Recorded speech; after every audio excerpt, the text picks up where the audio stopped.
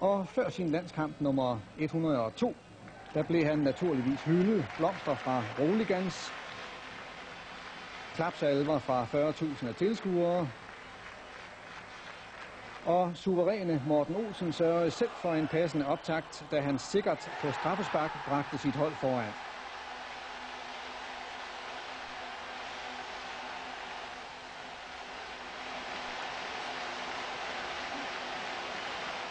Men ellers så var det jo en kamp, hvor vi så en Michael Laudrup helt på toppen med spil i verdensklasse, og det førte også frem til 2-0.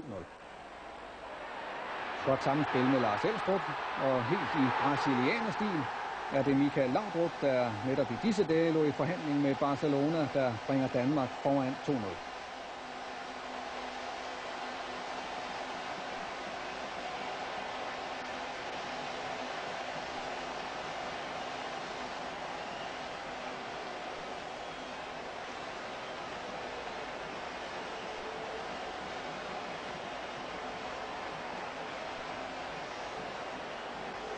Og senere blev det 3-0 på Michael Laudrups tredje hovedstødsmål ud af i alt 24 på landsholdet. Men vi skal lige først have bolden frem til Flemming Poulsen. Det er nemlig ham, der kommer med den målgivende aflevering. Ham har vi her. Laudrup rykker i position, og i et hul mellem et par brasilianere snitter han bolden i nettet. Og så var Michael Laudrup klar til at skifte fra Juventus til Barcelona. Og samtidig var Morten Olsen klar til at forlade landsholdet.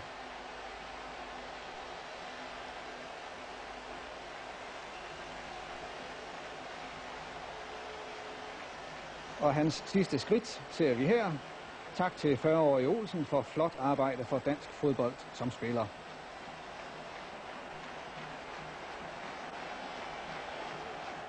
Afløseren på posten som anfører, Lars Olsen, gjorde det meget passende til 4-0.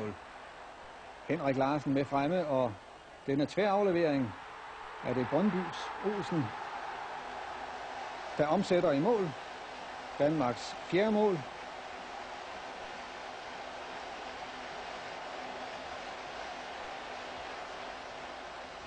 Og det får vi meget passende et billede på, da Lars Olsen vender sig om.